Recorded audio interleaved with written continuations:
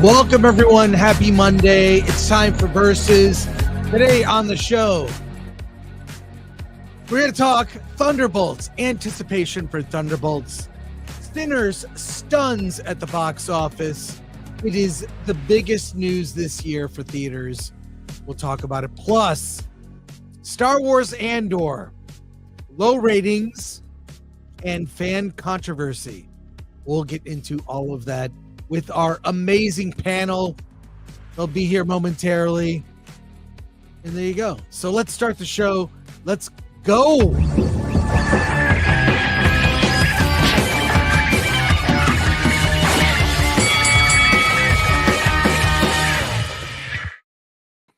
Hey, everyone. Happy Monday. What's up? What's going on? Hi. Hello. Hey. All right. How's it going? High Okay. energy. Yeah. Well, everybody, got ahead of myself. Okay, everyone, introduce yourselves. Let's go. Angry Badger, can't wait to talk about all the allegory in Star Wars. It's great. Hey, Script Doctor here. I just saw Sinners and it was awesome, and you should all go see it too. Hello, I am Nerd Cookies. I talk delicious sci-fi and fantasy news, theories, and lore here on YouTube, and great to be here as always. Hello, my name is Stephanie Minority Home, and I didn't watch Sinners. I'm seeing it later, but I'm currently obsessed with this debate on the internet: 100 men versus one gorilla. Who would win? I've seen that. Oh my God. I just am. I can't believe that Joseph Kosinski and Dan Gilroy are rebooting Miami Vice. How crazy is that? That's happening, Rob? That is happening for real? According to Mike Fleming on Deadline, yes. Mm-hmm. Dan Gilroy scripted. Joseph Kosinski is directing. Wow. Ooh. Wow. And a quick reminder, as always, to support the channel by going to shop.filmthreat.com. Get yourself a pint glass, a mug, drinkware, apparel. Get shirts from our superhero collection for the summer. There you go. Wait, this is new. I like this. A hoodie. I think Atomic Lori puts designs in just for herself to buy, which I have no issue with. No issue. I have that hat. So support us and do that. But let's get to it. We've got so much to talk about, including the box office. Let's start with box office. Alan, if you would bring up the number. This is, and I want to talk specifically to Rob because I'm sure he will remember this. Most movies, they get a big opening weekend, and then there is the drop. That was not always the case. Movies open now in thousands of theaters, and then the first weekend do well or not, and then there is the drop, which is normally 40-50%. Sinners is number one with 45 million in its second weekend in more than 3,300 screens, a 5% drop. That is unreal. That is unprecedented in the modern box office. And in the old days, the way films were released, if you remember, films did what they called a platform release. Star Wars only opened in 10 theaters. 32. Okay. The Americana. I just looked that up right before you said that. That's how I know. It was yeah. So under 100 screens, right? And movies famously opened. They did what they called a platform release. They do 50 theaters, 100, then it would expand. Jaws was one of the first movies, as you pointed out, Rob, that opened on, was it 400 screens? Yeah. And they wanted it. Yeah. I mean, and remember also movies moved across the country. So they opened regionally, and they didn't always open regionally at the same time. Something would open in New York and it wouldn't get to the West Coast or Seattle where I grew up for a year. It would build. And I remember reading an article about the movie Tootsie with Dustin Hoffman, that again, in a platform release, what it would do is movies would grow. Yeah. They would make money, then word of mouth, make more money, and they would build and play longer in theaters. Movies would play all summer in second release. in second run release, and now we have this model where it's all the marketing's front loaded. It's everywhere. It's pervasive. The movie makes a bunch of money the first weekend and drops. Sinners, this Hollywood take a lesson. And by the way, this movie, I saw it a second time. I went to see Sinners. It was better the second time. I still think the third act, I have issues. I still think it would benefit from being longer. I actually agree with you, by the way. I saw it. It's a good, a little overrated in the sense that, like, it is a good, competent movie where everyone did their job and did their job well. And I think just people aren't used to that. But by the time they get to the end, yeah, it could have used a little bit more fleshing out. It was just wrapped up too quick, I thought. And I thought it was worth exploring and like, it could be longer, like Godfather, like an epic. Anyways, this movie will be, I think, Best Picture. I think, in terms of a mainstream nominee, I think Michael B. Jordan. I don't know how he doesn't get Best Actor. I sat there. I'm going to analyze what Ryan Coogler does with world building. The first 5 minutes of that movie, not only there's so much happening on screen and relationships, you get all the backstory of a lot of these relationships. He built not a movie, a world. Maybe that's why he had trouble figuring out how to end it. So anyways, yes, I would argue this movie would benefit from being longer, but platform release is something, I don't know, Hollywood, maybe that is something they should go back to. But Sinners #1 with 45 million, 5% drop. Revenge of the Sith, which its run in theaters made 25 million this weekend, ends on Wednesday. This is stupid. Only in theaters for 1 week. They're taking it out of theaters to make room for Thunderbolts. The Accountant 2 debuted with 24 million. Minecraft movie, 22 million, down 44%. Until Dawn, a meager 8 million at number 5. Number 6, The King of Kings, still hanging in there, 4.2 million. The Amateur, number 7, 3.6 million. Warfare, number 8, with 2.6 million. The Legend of Ochi, which I think is very good. You should all see it.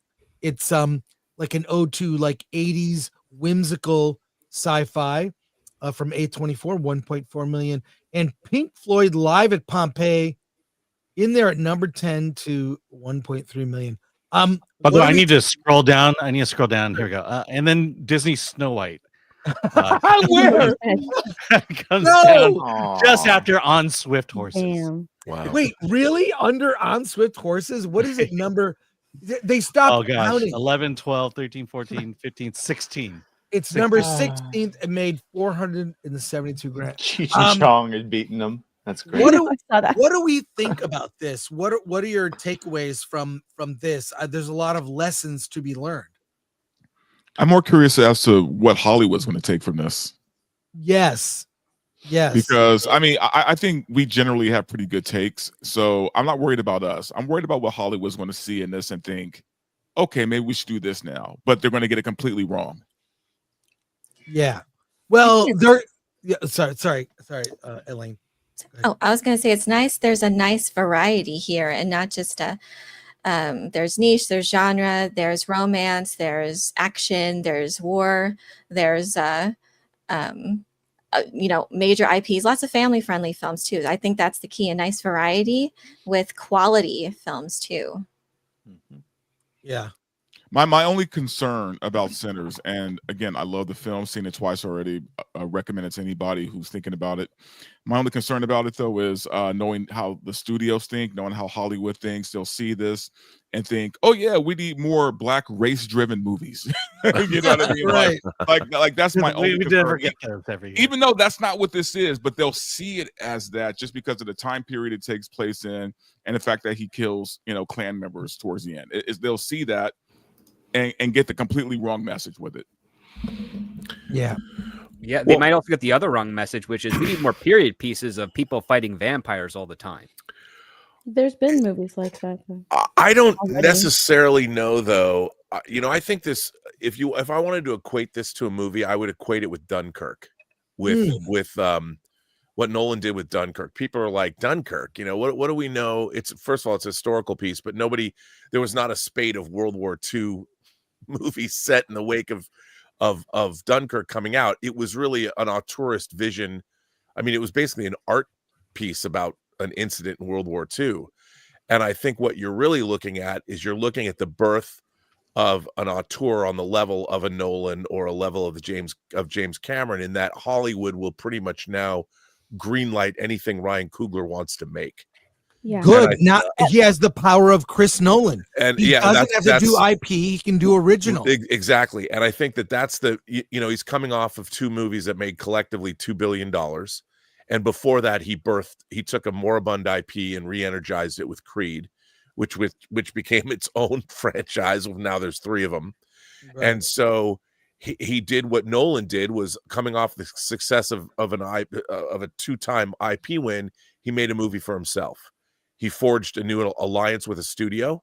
He might go back and he's going to do Black Panther 3 for Disney, but Warner Brothers is probably going to make some kind of either a first look deal or give him a put deal that his next movie will be allowed to be made at the studio.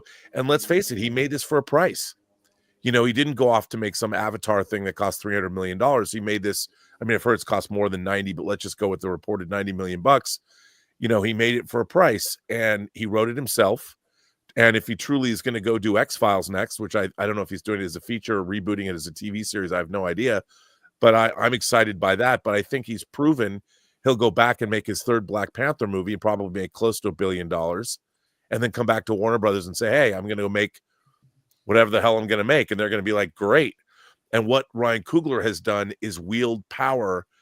He's a true auteur, and he's wielding power like the very best in the business have done, the way Cameron did, the way Chris Nolan did, the way Denis Villeneuve is probably going to be doing.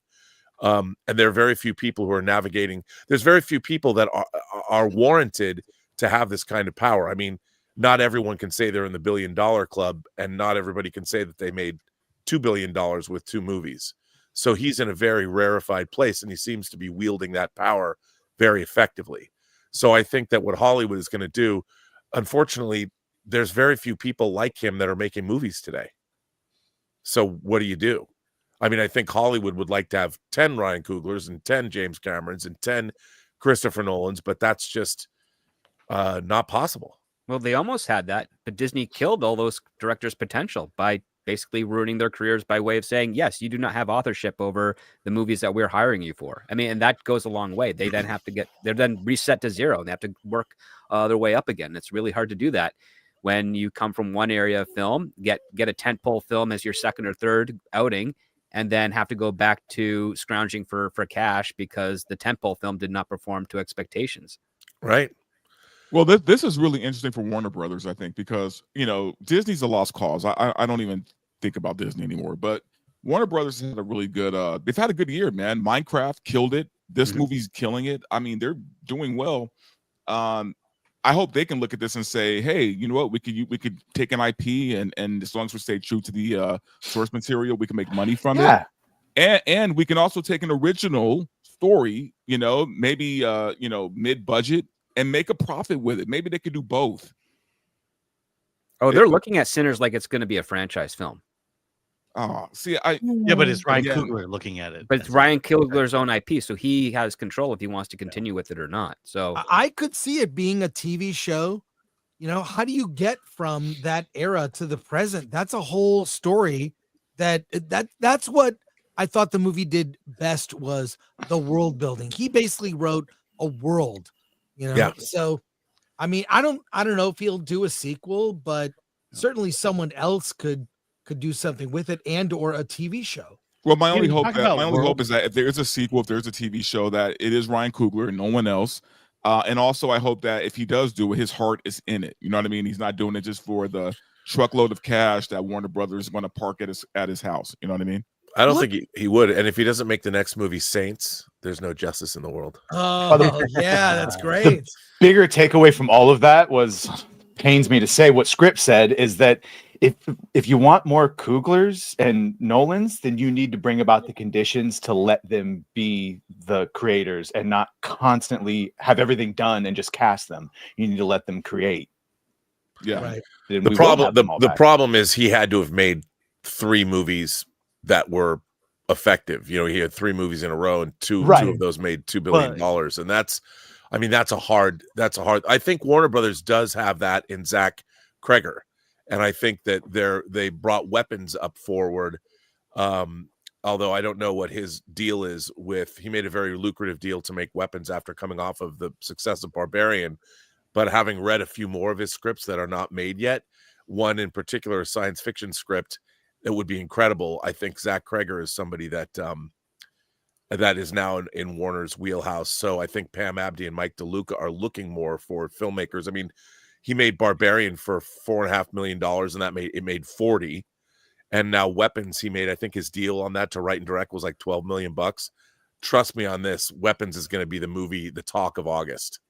And they're doing some really innovative marketing on that. So I think Warner Brothers and, Pam Abdi and Mike DeLuca wanted to have those partnerships with filmmakers. And 2 months ago, they were going to get canned. The talk of the town was that they're out on their asses because a lot of what was going on at Warner Brothers was not working. And now Minecraft and this are a 1-2 punch where the studio's going to end up they close to making $1 billion in April, which is great. It's great to see. We just need more filmmakers we need more filmmakers. We need more filmmakers that are working at the studio level. But as you say, they have to prove themselves. I mean, you kind of made it sound like Ryan Coogler, the only reason he got this is because he had to make 3 great films. Well, yeah, I mean, that's how the system works. You start by making a great film for a very low budget, and you just work your way up. And I also think Ryan Coogler is in a great position for that. He has clout to stop any interference. He has it like now. a Sean Levy who has clout to stop any interference. I mean, we need to stop with the interference right out of the gate, like the Nia DaCosta who went in to do Marvels, and everything was already done, and then she took all the blame and.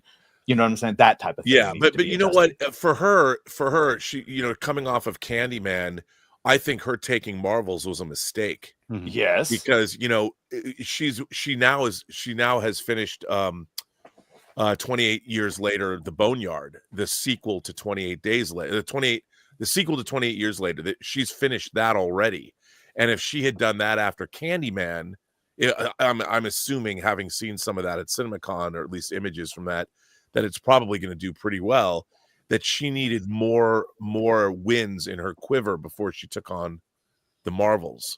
That really derailed her career. Let's look at this story from the Reporter. Is there anything to glean from this we don't already know? It says box office. Sinners sinks teeth into huge 45.7 million second weekend, by the way. And Revenge of the Sith edges past Accountant 2. Is this just a summary of the box office? It's the summary of the movies. Minecraft movie, 100 million globally. Yeah. But I think it's not to be underestimated that worldwide Revenge of the Sith made almost $50 million. Yes. And here's a film that had no advertising campaign. It was mostly in theater and it was word of mouth. They didn't promote it in a big way.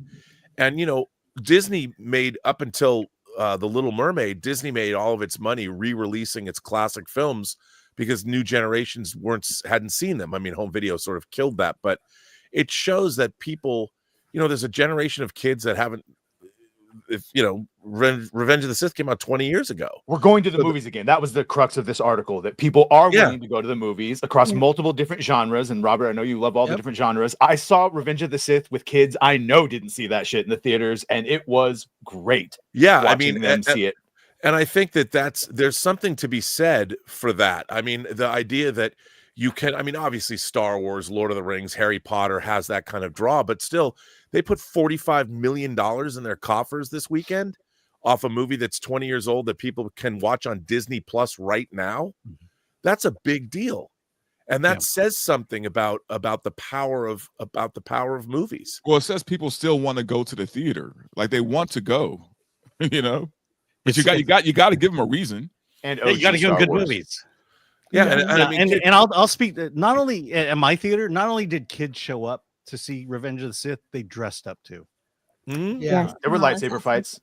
Oh yeah, well, let's see one. Look at this. Here's a lightsaber fight in a theater over the credits. Let's check this out. Yeah, that music is gonna get us. Yeah, look, fans are they need some more training. That's amazing. Yeah, they're in need A little of wide training. swinging. Yeah, you should have played the man. theme song from Benny Hill. I love it. Oh my God. I He's love got it. the reverse I love room it. and love it. everything. Yeah, I love All right. it. It's the Star Killer. There we go. Talk over the music here. By the way, ethnically diverse Star Wars fans, thank Look at you. that.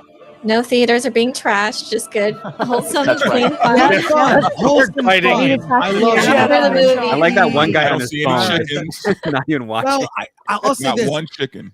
That's My awesome. theater, the AMC Burbank 16, all the screenings are packed. Every single one. I finally got decent seats for Wednesday, so I will be seeing it. I want to see it in a theater, and I want Disney to get the idea that, hey, they could have had this play for a couple weeks, but re-releases, the combined box office. What was it, Alan, when you and I are at CinemaCon? I don't know, Rob, if you were at this luncheon, that they announced that these the re-releases, the business doubled in 2024. Yeah, that was Fathom Events. Fathom Events made 50% more in 2024 from re-released movies, and I went to a bunch of them. So I don't know. I think I mean, look, when I went and saw Companion a couple days later, The Thing, John Carpenter's The Thing was playing. My local theater here has a lot of revivals, and some of them are more well attended than others. But I think there's a real look at the reaction channels of how many people are reacting to movies, that they haven't seen, and movies that are real touch, that have become real touchstones in our culture, especially nerd related or imagination connoisseur related films. That, I mean, and you go see The Thing in a theater, it's a much more overwhelming experience, and people are like, wow. And when they haven't seen all these things that we grew up going to, I think that if there's a way to tap into that more, Fathom Events has done that. But I'm surprised that usually they do it like for one night. Yeah, the one night they showed Goonies, things like I don't know, My Fair Lady, and I've gone to them. By the way, that My Fair Lady restoration is incredible. Yeah, some of these movies I have not seen on the big screen. Monty Python and the Holy Grail, I didn't see that on the big screen as a kid. I saw it on PBS, like a lot of other people. Yeah, here we go. Indiana Jones and the Last Crusade, Clueless, This is Spinal Tap. Anything else? And I'm pretty sure Ghibli Fest happens every year, doesn't it? Yes, it does at AMC. They do that. Sunset Boulevard. That's a great lineup of films. Yeah, I saw Rocky IV. Wizard of Oz. I saw Gone with the Wind, and they all start with like some of them start with Leonard Maltin giving a historical perspective, which I enjoy, like bonus material. When Coraline came out, Coraline played for weeks. They're 4K, and it was packed. I couldn't believe it. I'm surprised. Like, I'm gonna get a ticket in the afternoon. Tons of people, because there's a new generation seeing it every time. Before we get to Star Wars news and Thunderbolts news, something came out I want to get your reaction to. Leaks about Superman and the plot. Now, I did not hear this specific aspect of this. This is a headline from the source is Cosmic Book News. I basically heard generally that the story, the themes are about trying to be good, a good person in a world of despair and pessimism, which could be a part of it. Badger, I think you have the notes on the story. If you would give it to us. I do. And this might be but I will warn you, if you are afraid of spoilers, there's just enough truth, I think, here with one little element that just warn you, this might be real. A wild rumor has emerged online about James Gunn's upcoming Superman movie, suggesting the Man of Steel will face not a physical enemy, but the wrath of cancel culture. According to the leak, Superman becomes demoralized by a viral #supershit campaign orchestrated by none other than Lex Luthor. And here is the rub. We heard that he has this interdimensional little portal thing that he can throw ex-girlfriends or whatever. Apparently in that, he has an army of mutant monkeys flooding social media with hate. So literally the 100 monkeys on keyboards meme. While James Gunn hasn't confirmed or denied the bizarre rumor, some speculate it could be a personal metaphor for his own experience with being canceled over old tweets, an incident that temporarily cost him his job at Disney. Whether true or not, many fans are skeptical about the idea, worrying it could derail Superman's hopeful image. Well, here's something I wonder about then, because the people who canceled him were on the left. Like lefties canceled him, not people on the right. So who is he going to target in the movie? It almost sounds like The Incredibles, like at the beginning of The Incredibles, where society's turned against the heroes and they get retired. It almost sounds like that. Gun shit nerdrotic is what he's suggesting there. Sorry, Gary's in the chat. If the movie's Wonderful. bad, guess what the hashtag will be? Yeah. Well, here's the other part too. I kind of don't buy it, but I can see the plausibility because Lex Luthor has used propaganda against Superman in any medium he can in order to try to deface him and devalue him. If you want to see a good live action example of that, check out Lois and Clark: The New Adventures of Superman, the Man of Steel Bars episode, where Superman's powers might be causing global warming in the city of Metropolis. And it's all Lex Luthor just having a dangerous nuclear power plant leak into the aquifers underneath. But like, this is not unprecedented, but I do think it's kind of odd about that, because I've heard a lot about Superman from a lot of reliable sources, and none of them have mentioned this aspect of it. And this would be something that'd be on the forefront of their tongues if it was actually in the movie. So, well, you should look up the hashtag super shit. The first thing that comes up is a monkey on a typewriter. So there you go. And a lot of, here we go, 100 people versus gorilla. That's what you were talking about, Steph. Just don't be the first 20 people. You know, it's stuff like this that makes me realize I don't understand the internet. I really don't. I don't understand the monkeys versus 100 men thing. Yeah, that one I learned this afternoon. I'm like, no. Well, super shit is all monkey memes, so there you but are. I think it's probably as a plot point. I'm sure, like, you know, when they show like a montage of stuff happening in the world, and you see a bunch of like CNN reporters or something, I could imagine something like that happening. I mean, like even in Watchmen, they have like they're on crossfire. You know? I feel like this is just an aside. You kept talking about how evil Lex is, that it comes across he does a bunch of evil shit, and we know he has that multi-dimensional thing. It could just be like he's walking through talking to Mercy, and you see it, and it's just in addition to running this social media campaign, which will be an allegory for the wrong side that attacked him. Either way, it's just one of many things to attack Superman. I'm fine with it. I don't. Yeah, I mean, I feel like we've seen this in multiple things, like with was it No Way Home, at the end, where Mysterio like pits everyone against. Far From Home. I mean, they've done social media.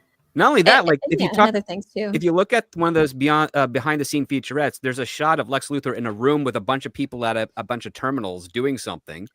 Maybe that's part of what it is. I mean, they're either monitoring Superman or they're doing something technical. They're doing their job. That's what they're doing. The entire plot of the James Bond movie Tomorrow Never Dies was about a guy making up fake news to start a war. Yeah. So I thought they were controlling the Lex Luthor troops.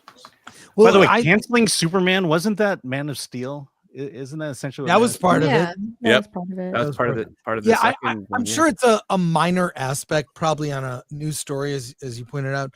I don't know, but what's funny is I'll tell you what is super shit: the marketing for this movie. The marketing has been shit. And this doesn't. I'm waiting for it to ramp up, and it just hasn't ramped up. I want a hopeful trailer with cinematic music that he's not on the ground being beaten and making funny noises. I just want him flying up and being Superman and hopeful. Is that too much to ask for? I want to see him just talk to somebody.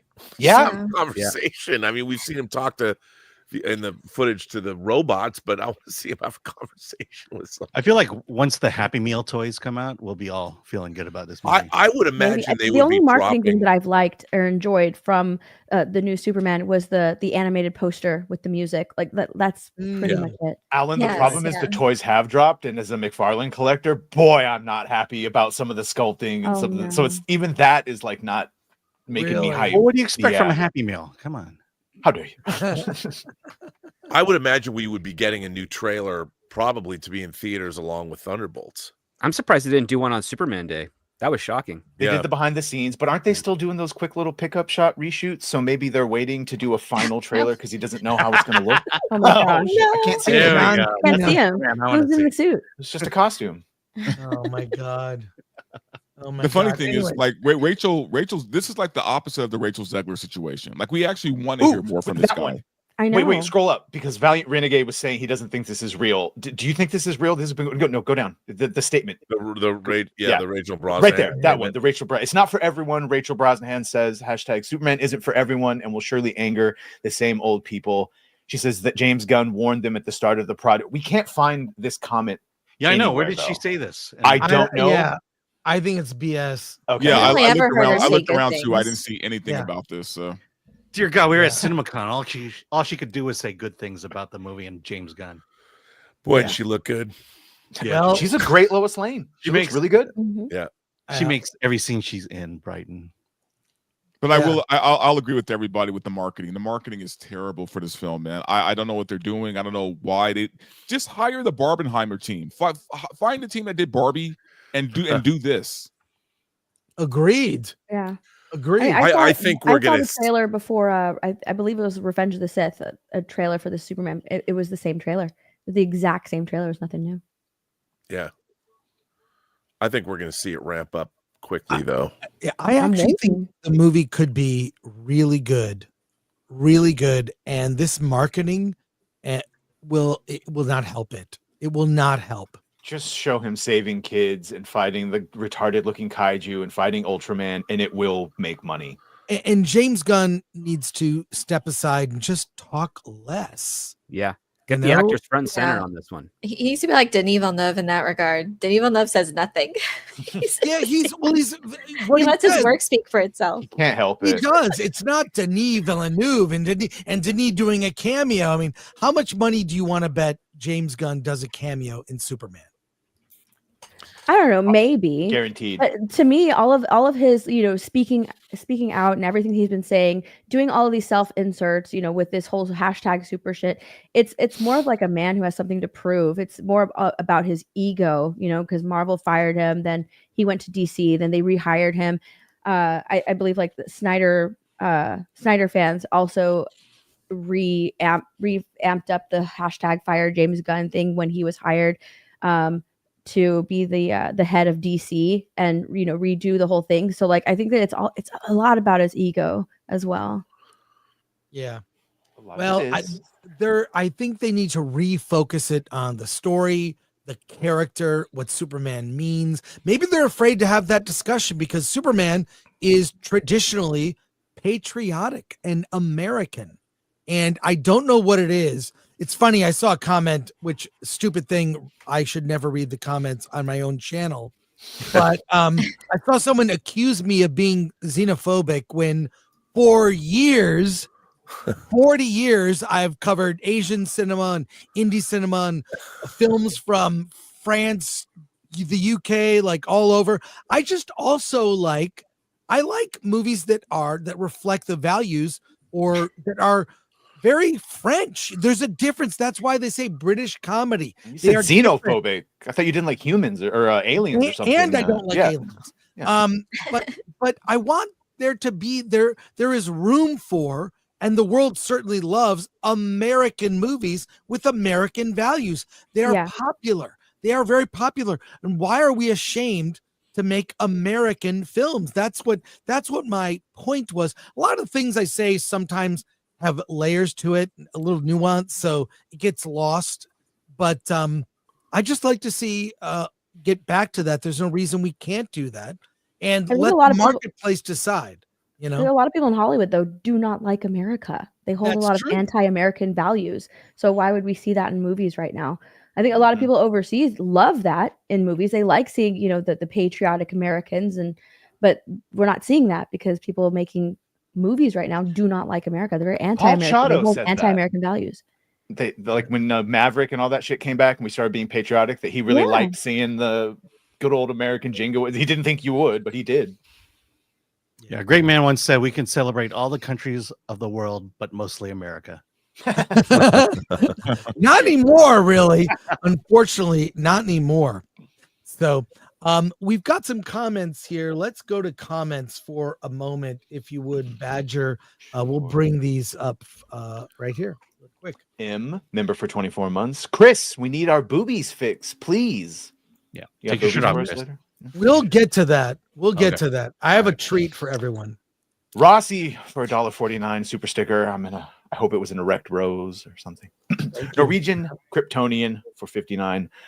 Pink Floyd live at Pompeii 2525 re-release made 2.6 million domestic and 6.4 million worldwide. The world needs more Pink Floyd. Yeah, I went to see that Led Zeppelin IMAX movie. It was great. I'd never seen Led Zeppelin in concert, so that was a really good doc. Thomas Beckett for 5. People are looking for events to go to with other people. It is a bonus that if the movie was good. Yeah, if you look at like Revenge of the Sith or Minecraft, like it's an event. I'm shocked how packed the screenings have been for Revenge of the Sith, but I should not be surprised. Dark Sith 87 member for 30 months. Hello, panel. I yelled, "It's not over yet," twice after watching Sinners a second time yesterday. Everyone who got up stuck around to watch. Yeah, there's several scenes that you need to stay to watch. I think you have to see those endings. You have to see that I didn't like the way that all played out. The last one changes the context of the entire film if you don't see it. Yeah. Albert Not a Retro for 2. Play that clip from last week, please. Which clip? Specific, bud. Some young guy fat for 199. What's up, Elaine? How you doing? Are you a plural? What? I know, Are you a they them? Goat meat for $4.99. Real talk, is Superman even cool? Because he's kind of beta. No, Superman's son was pretty Chad. Come on, should do him and Batman, but he's trolling us. Thanks, Goat meat. Rossi for 10. Sunday is May the 4th, so may the 4th be with you all. Revenge of the Sith shows Disney hasn't killed Star Wars, just killed Disney Star Wars. It's just on life support. Revenge of the Sith was a heartbeat. Maybe one day it will wake up out of the coma. White pilled and then a very erect rose. And shout out Jeff. Sons and Shadows member for 21 months. Happy birthday, Robert Meyer Burnett. Thank you. Oh, that's great. Love it.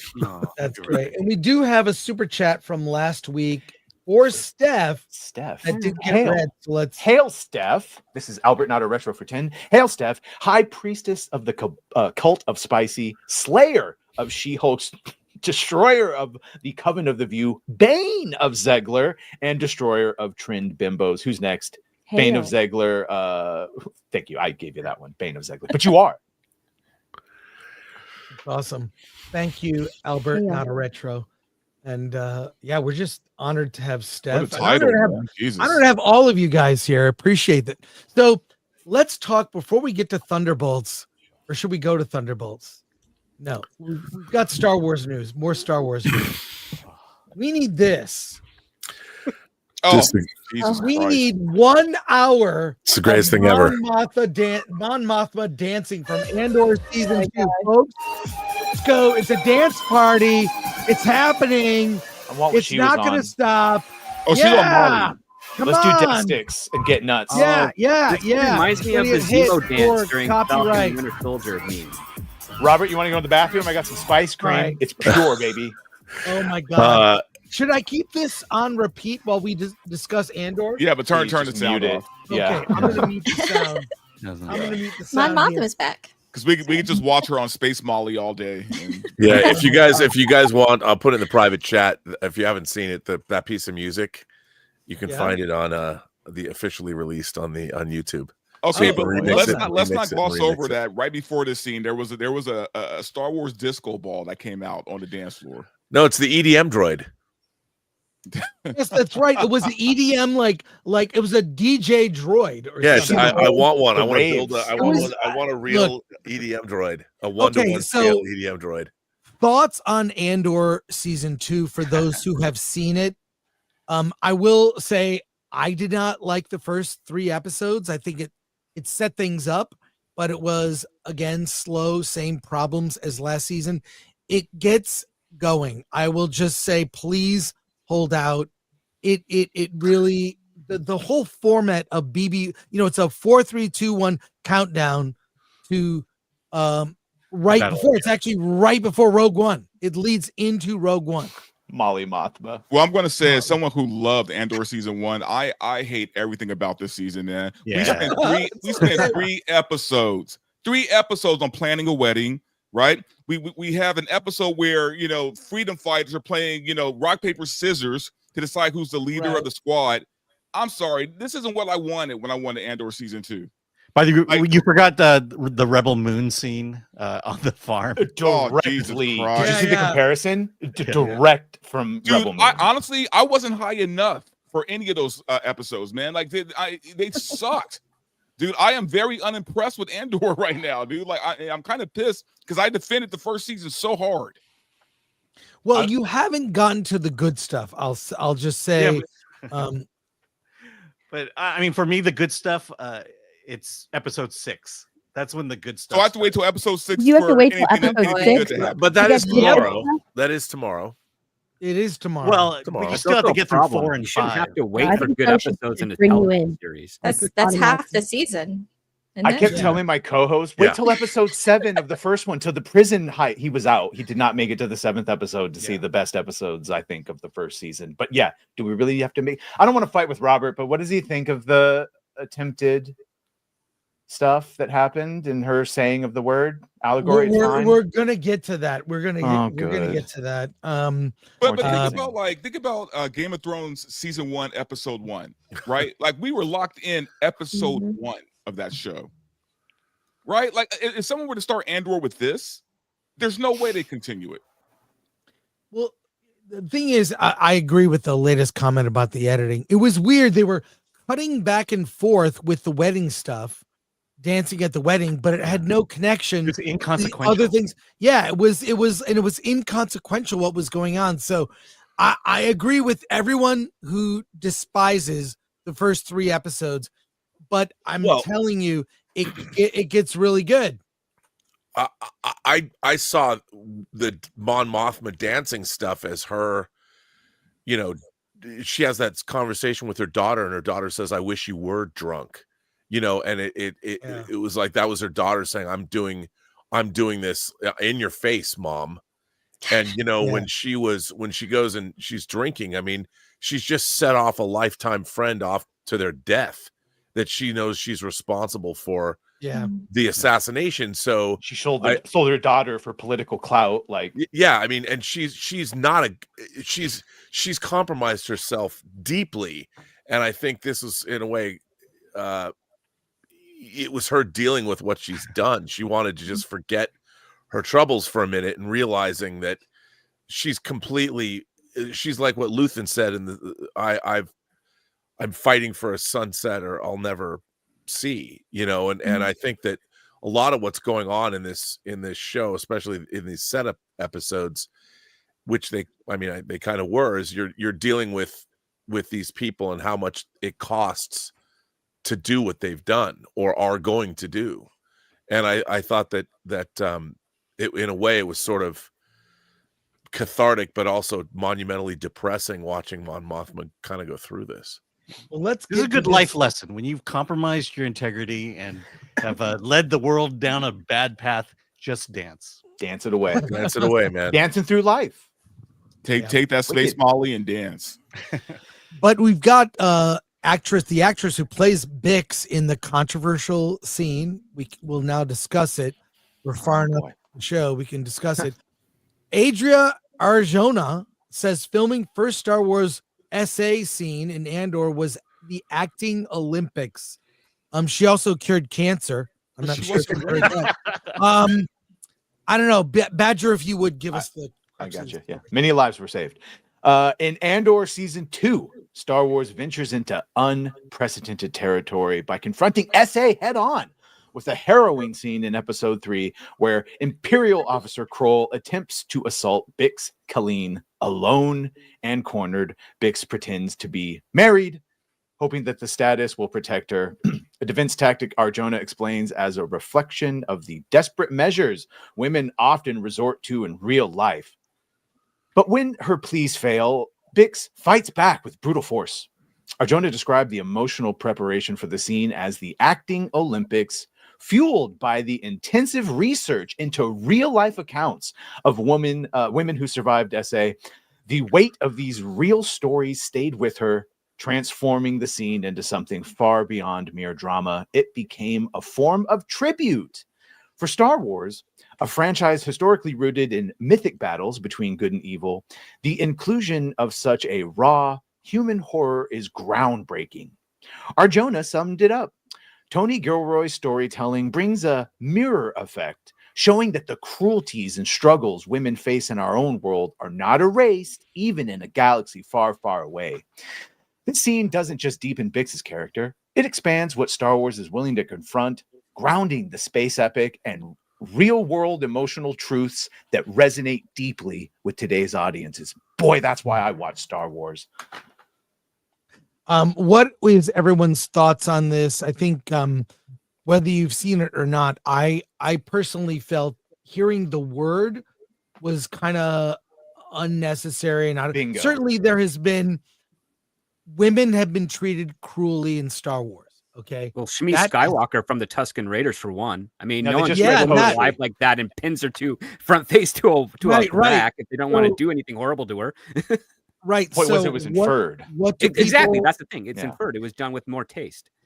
Yeah, I've watched 17 years of Law and Order Special Victims Unit, and that scene was nothing compared to what I've seen on that show. Yeah, I mean, it's like Alan. Also a different tone, a different type of show, right? I mean, Star Wars. I mean, she goes on and just talks about the emotion she brought into the scene and all that stuff, and it's like Americans have been doing this on television for decades. 50 years at least. Yeah, and what was seen and what was shown, it was kid gloves. I mean, for things I've seen. I mean, Game of Thrones. Wasn't it worse in that show than this one? How do you keep comparing Star Wars? We can't compare. We can't do this. We can't compare shows. No, but I'm talking about television, and I'm talking about television and the depiction of SA on television. That's not the argument. No, look, I completely get what you're saying, Alan, and I do agree. Personally, I didn't think it was that bad either, right? Like when I first heard about it, I thought it was going to be like Jodie Foster on the pinball machine kind of shit, right? But no, it was just an attack, right? They did kind of make a bigger deal out of it, I think. My problem wasn't that; it's them using the word, right? Using the R word in a Star Wars property. It's like, look, she could have said he attacked me.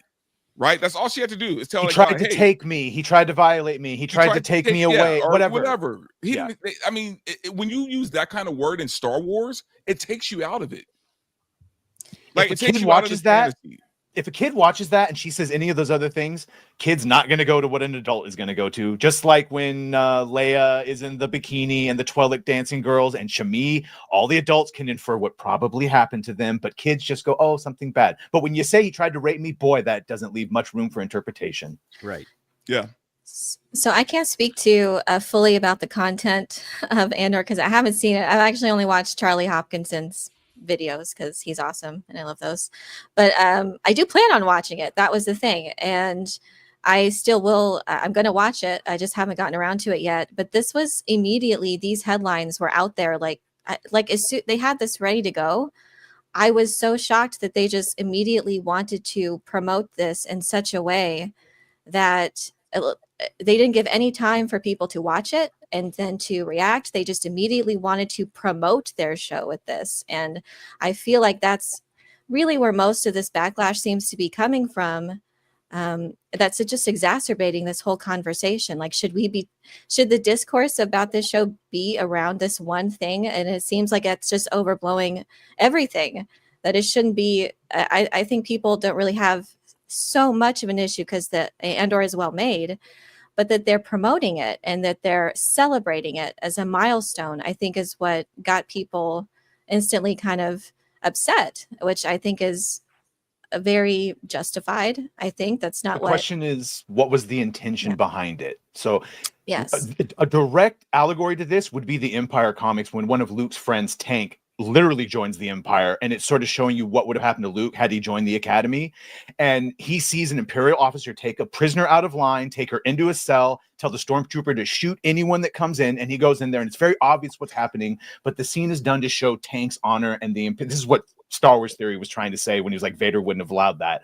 Trying to show the Imperial honor and the fact that most of them, they think they're doing the right thing for the right reasons, so they don't let things like, even if they do horrible things, they could justify that, but that type of stuff they don't. And it was done to show a good character. This is done to imply that ICE agents do horrible things to immigrants and farm workers, and it's just modern day, not 100%. Classical truth.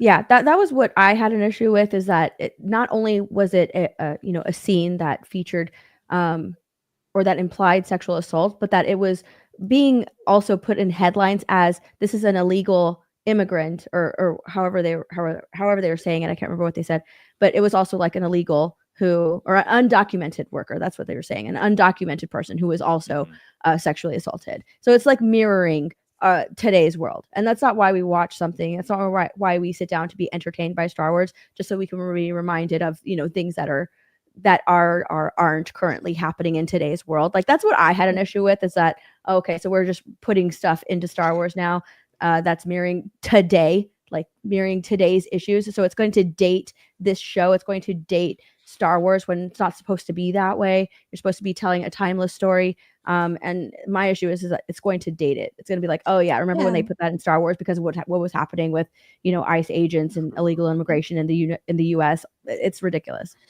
And I don't like the kind of the discourse too that that's been flown around too, because we know that adult stuff and mature elements are in Star Wars. They've always been a part of that.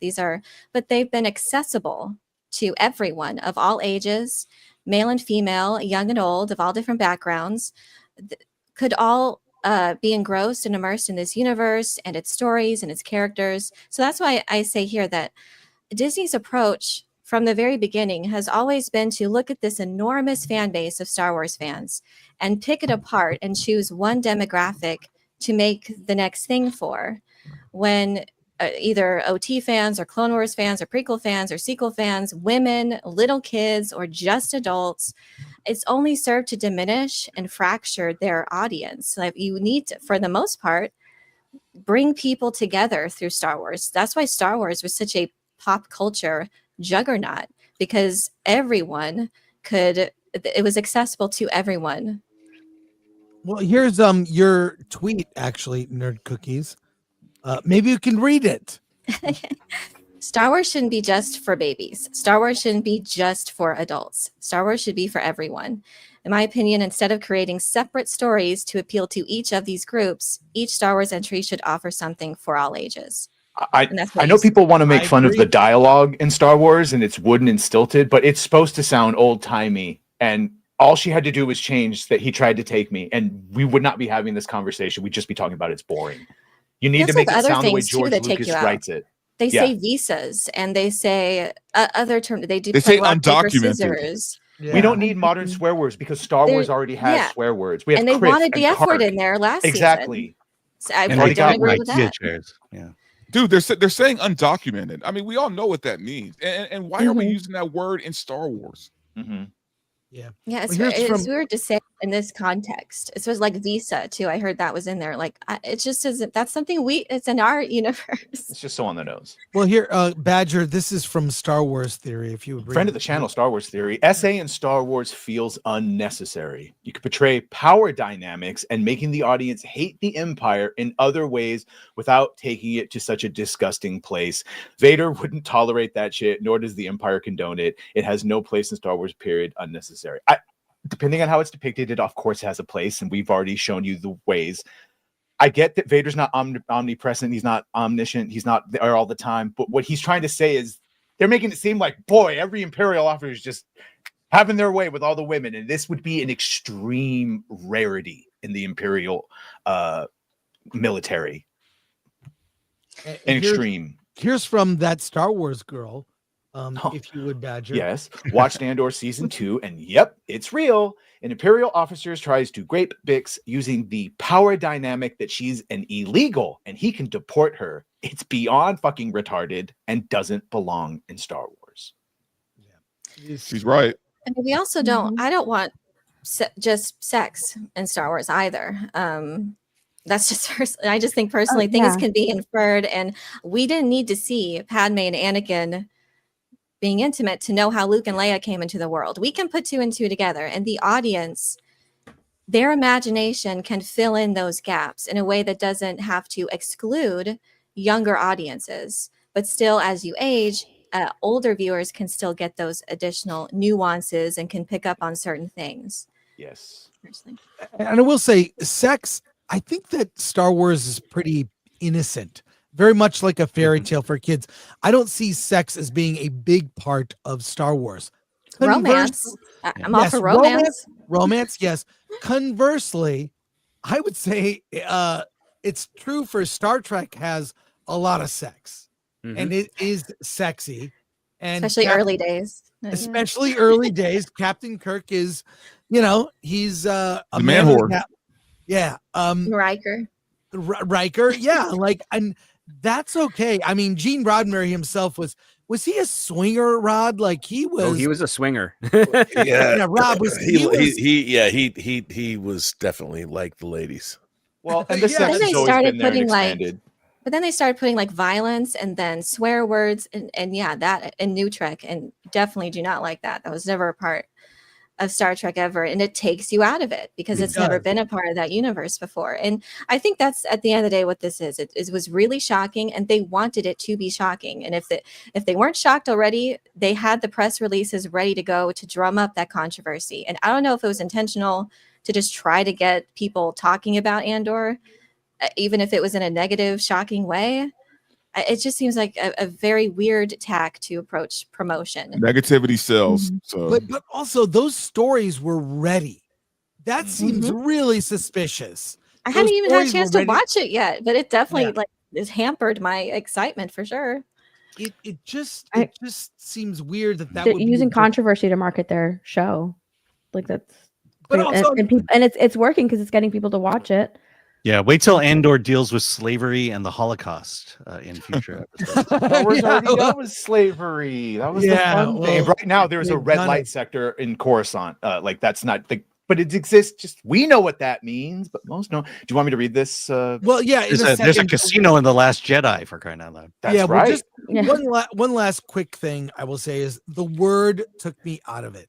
Not what was happening. We've seen people be treated cruelly in Star Wars, but that word took me out of it. It's like, that's why I thought that they should have had he probably shouldn't have said it, but even in Battlestar Galactica, they say frack instead of fuck.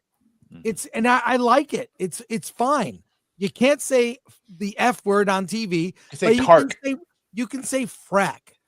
And Kark is the F word of the Star Wars universe. Kark and Kriff both are interchangeable F words.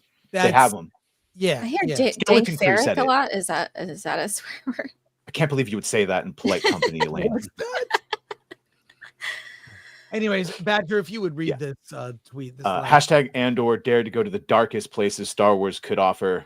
An Imperial officer abusing his... I'm sorry, I'm just thinking Anakin wiping out the Padawans. But an Imperial officer abusing his untouchable status to grape an undocumented migrant while his troops are rounding up other undocumented citizens. This is the real world seeping into Star Wars storytelling. This is the world we live in, reflected in the galaxy far, far away. This is Star Wars at its most political, its most potent, its most frightening. I must commend the writing team's bravery to not shy away from such topics, to depict fascist regimes as they are, speak the word grape directly into the camera, and show just how despicable fascists really are. Andor is as brilliant as it is terrifying. And this is from the Siege of Sci-Fi, which is at TSOS _ on X. I think you can certainly deal with the issues without being. what happened to subtlety? What happened to nuance? What happened to, just things beneath the surface rather than having to spell it out? I'm pretty sure Shmi Skywalker wasn't just tied to a pole. What do you think she was doing in that didn't run all away. those days? Murder and torture has happened, and this is nothing new. But what is the purpose of the story in the narrative sense? Exactly. Is it grotesque? Is it unnecessarily focused on?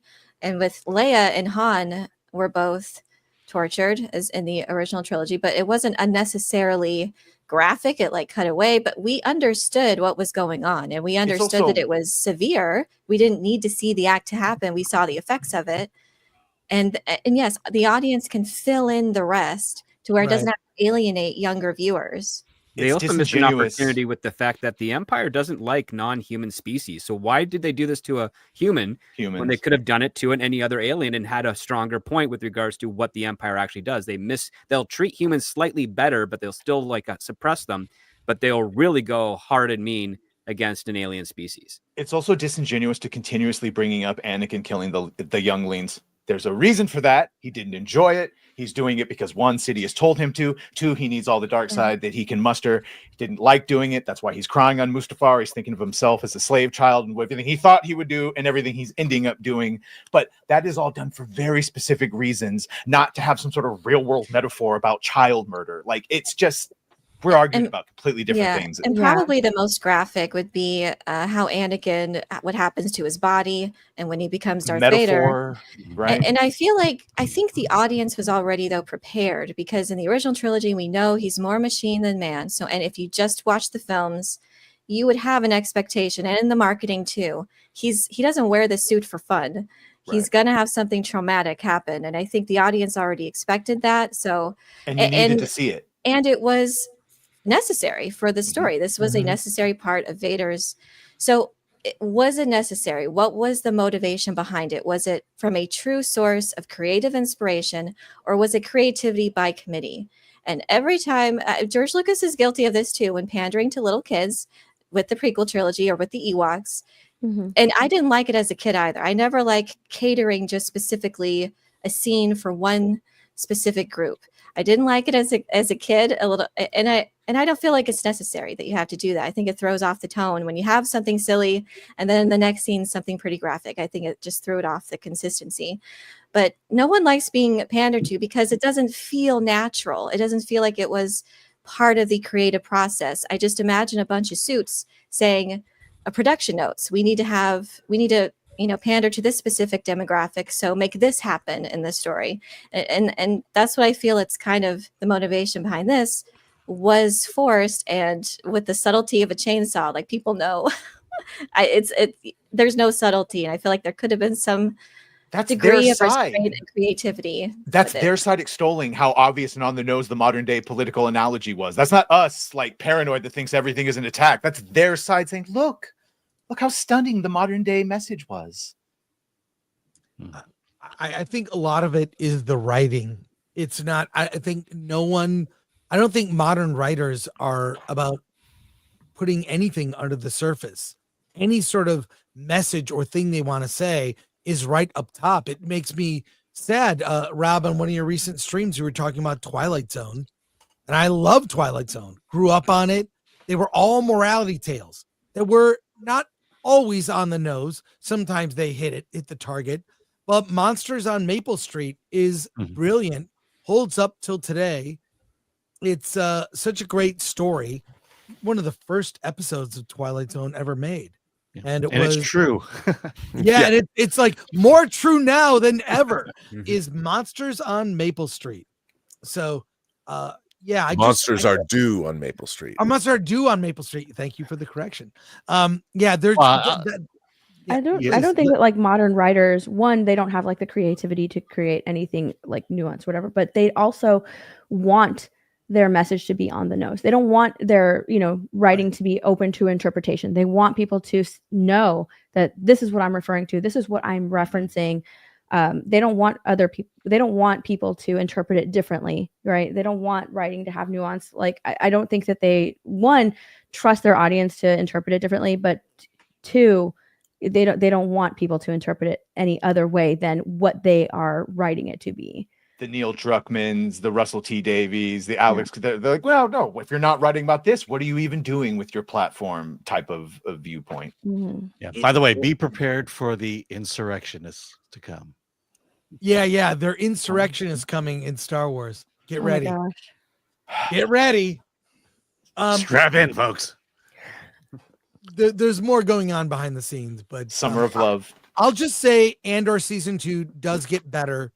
And I believe really, I did not like season 1, and season 2 I enjoyed. Are there more aliens, by the way? I'm like actual. Yes, there are aliens. You'll even get to the Galactic Senate. There are some, I mean, really, and even I wouldn't even call them action sequences, but really great thrilling moments of tension and espionage and James Bond almost. That's what Cassian Andor kind of becomes more James Bond, and I gotta say I really enjoyed the second half. I'll say that episodes 6 through 9 are very good. Yeah, and then the rest. So 3 episodes out of 9 are good. 3 and a half. Like season 1 was like that. It had very strong moments, but I was disappointed by several of the characters, like Cyril being the most disappointing for me. I thought his arc started out the most interesting, and it doesn't seem like that's going to improve. That one actually pays off in this. Yeah, that one pays off a lot. Like there's, and also by the way, it's leading into Rogue One. People's fate. You will see people's fate play out, and I think it's worth the wait. So, I'm assuming they're all dead. I just will assume that. Well, at the end of Rogue One. That's by the end of it. Yeah, Everyone who's not dead, anyways, who makes it in, will probably. No one makes it through Rogue One. Never tell us the odds. Before we talk Thunderbolts, I have one more Star Wars related story. I love Ian McDiarmid as Emperor Palpatine is amazing. He was quoted recently in a story in Variety. Revenge of the Sith supervillain Ian McDiarmid on his Star Wars heel turn, Rise of Skywalker Backlash, there we go. and Steven Spielberg's reaction to the Emperor. Oh my God, you're evil. So one thing we know about the Emperor, he's had sex. We know because he has a granddaughter. Oh my God, that face is really. Oh man. Okay. If you would, Badger. Mm-hmm. When asked about Palpatine's children revealed in The Rise of Skywalker, McDiarmid admitted there was never any clear explanation from George Lucas or later filmmakers. Speculated that Palpatine's lineage was likely created through unnatural means, giggity, hinting at things in tubes rather than imagining the grotesque possibility of the Emperor engaging in a physical relationship. The idea of Palpatine as a sexual being was deliberately left ambiguous, reflecting the broader theme of his character being more monstrous than human. In the pre-EU, he definitely fucked, just so you know. I don't know what the Disney version does, but pre-canon, Palpatine got laid. Absolutely. Well, there you go. Any thoughts on this? Anyone care to comment on this? It's just so funny. I thought that battle with Mace Windu did something to his saber. He's a Sith. They let their passions rule. Alan. That was the worst decision to make, Ray. I know. That decision, we should talk this.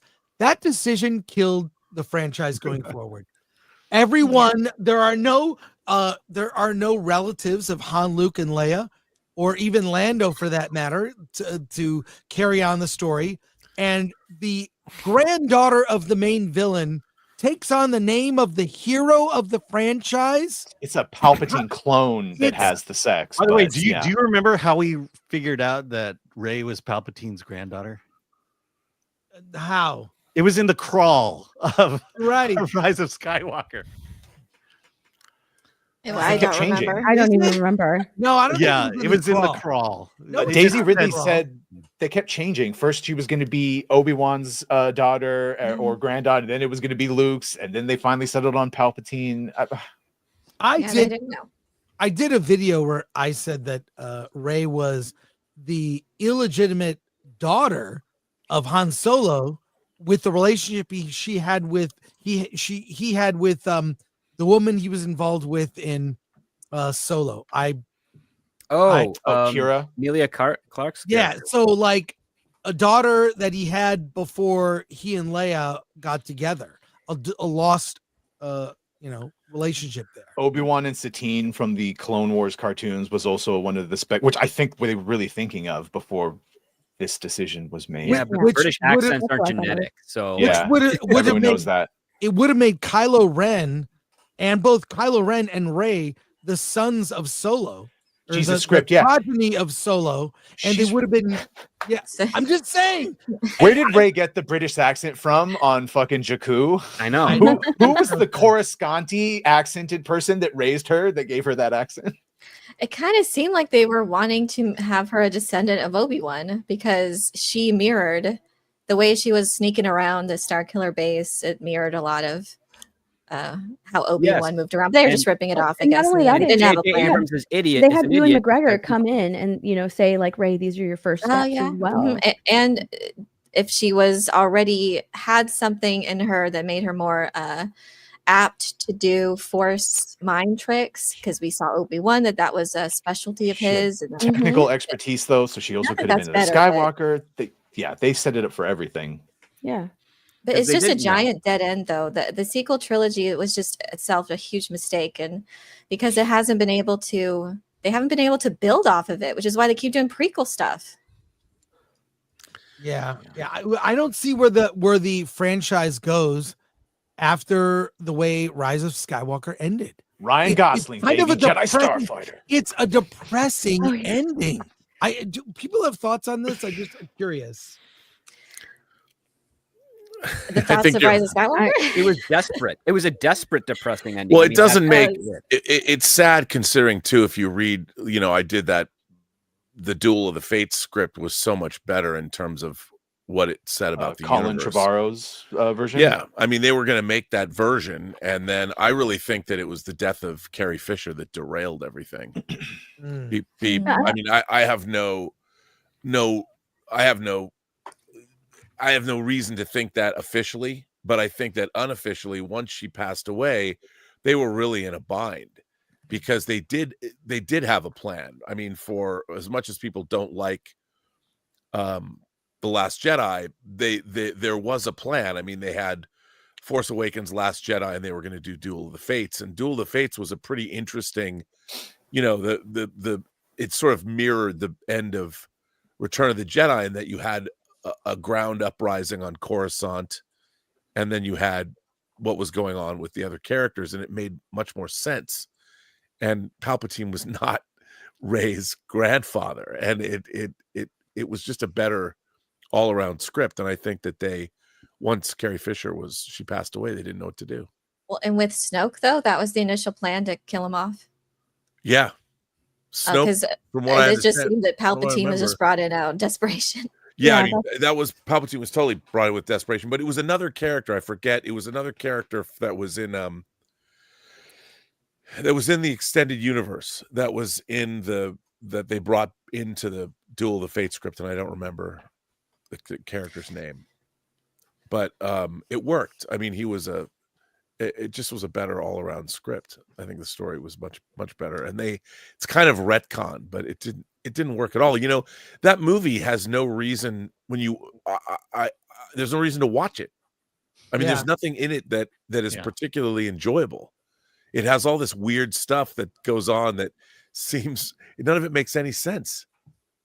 You're watching them, the whole scene when they find the wreckage of the Death Star, and they have the little viewfinder that's supposed to, like, it's wreckage in the water that doesn't move. They knew how it would break apart and where it would settle and continental drift. It's the most ridiculous. That movie is the most ludicrous. You watch it and you're like, wait, none of this makes any sense at all. Palpatine's so powerful he can force lightning all these ships, but he can't force lightning around a lightsaber. Just stop. Just stop casting it. I can't stop once I've started. And if you kill me, then I will inhabit your soul. And she goes ahead and kills him. And it's like it burns. Yeah. Well, I've been trying to find this meme that talks about how the original trilogy ends, contrasted with how the sequel trilogy ends. I can't find it. I've been looking up, try to Google image the word meme in Star Wars, and 1 million things come up. So I can't find it, but it so perfectly spells out why there was so much dissatisfaction with the sequel trilogy. And I don't, by the way, this year is the 10-year anniversary of the release of The Force Awakens. And I remember being confused that all my friends, I'm not sure if you were there, Rob, but it was at the ArcLight. Yeah, I was there. Night, the Dome. A lot of familiar people we know were there, and people loved it. And I was like, I did not like this. Why do people love? I didn't either. Oh, okay, good. You were so reminded. No, we I think we were all there having these conversations too. Like, yes, we were doing verses before we were doing verses, basically. But yeah, it was not an exhilarating experience. And then, of course, I think The Last Jedi is probably the best of the sequel trilogy. Now, that's not saying much in retrospect. I thought at least felt like it was leading to something. And yeah, that's my controversial take. Well, I think the real problem with the whole sequel trilogy is that it was all done better in the comics and the extended universe, the books. True. The Legends books. I mean, it was by a wide margin. Yeah, like you go back and there's not even the stuff that went on in the Legends books and the comics were infinitely better by a magnitude of 1,000. Agreed. And that's what was so perplexing to me about the Force Awakens. When I watched this, I'm like, how do you not, if you have all this material available to you to look at and to consume, how do you not do that? How do you go back? I mean, I blame Disney, because I think that there was a corporate mandate that said, look, we need to have our own Star Wars. They wanted to sort of do a soft reboot of Star Wars that would be theirs. So it was kind of mandated that we're going to sort of make something like the original Star Wars, I guess, because there's too many, the patterns are too close to the original. And there was no effort made. How do you bring back all your legacy characters and never have them do anything together? It's the Galaxy's Edge thing, Robert, where they were like going to have the actual Tatooine and all the lands we liked. And Kathy goes, well, why would we do that? We already got those people. We need to do our Disney Star Wars. Yeah. And it's like that thought process permeated everything. And like, yeah, I thought they would just badly steal off the expanded universe and do like Heir to the Empire and whatever. It wouldn't be as good as that, but it would be good. And boy, they didn't even do that. No, I mean, but even the storyline, like if you were to follow the reason that I like Andor as much as I do is because it's delving into what is going on during wartime, and it's so steeped in World War II. And in terms of the things that go on and the things that went on in World War II, which I enjoyed. I felt that way about Rogue One. I mean, it's also, so I enjoyed it from that perspective. But no one stopped and asked themselves, okay, if you end Return of the Jedi, Episode 6, and you're now going to start Episode 7 with all of Return of the Jedi undone, with no explanation, how is that an effective use of your IP? Because if you're going to watch all these in succession, you watch Episodes 1 through 6, let's say you're a kid watching Star Wars for the first time. When you watch Episode 7, any kid's going to be like, what is this garbage? You're asking me to believe that I've just watched 6 movies about this conflict and it was resolved. And now in the next movie, you're asking me to believe that my heroes allowed the galaxy to turn to shit in the intervening years. I mean, that makes the entirety of Star Wars stupid. It makes and no one thought, I mean, what it should have been was you should have watched our characters. The galaxy was, 30 years older. And if you want to EU left off, if you want to maintain a democracy and you want to maintain peace, it requires work and time and effort. And that's what you should have seen, is the fact that they've got a little complacent, they've got a little lazy, and whether it's the Yuzon Vong or somebody could have snuck in there, or the remnants of the Republic or the remnants of Palpatine coming back and trying to undo these things. And by the end of the first film, you realize that we're in a world of hurt. And blow things up that way, and then you've got 2 more movies to to resolve what's happening, where we need more Jedi. We need more people. I mean, I don't know why they came up with that. I don't even know if I was a kid watching Star Wars for the first time today, and it was my favorite thing in the world, starting with episode 1, and I got to episode 7, I would throw things at the TV if I was 8 years old. That's not Luke. Yeah. Throws the lightsaber off. It's like, but we just saw him. Yeah, but there was no, and you look at that, and the blame on that. How do you allow that to happen? Whether it's Kathleen Kennedy or Disney, probably a combination of the two. That and J.J. Abrams, who wrote that script with Lawrence Kasdan. How do they allow that to occur? It's almost intentional. And Alan and I did a whole thing last week about the story group at Pablo Hidalgo and that story group are responsible for some of the worst decisions. Kathleen Kennedy's someone like Terry Matalas should have done it with the approach for Picard season 3. You need to reunite the legacy characters, give them a great a reunion, and establish them, and establish great next generation characters like with their children. That could have been a great way to introduce new stories, and it doesn't have to be exactly from Legends. I mean, it could have been like how comic book movies do that. Sure, they take storylines. They had Jaina Solo.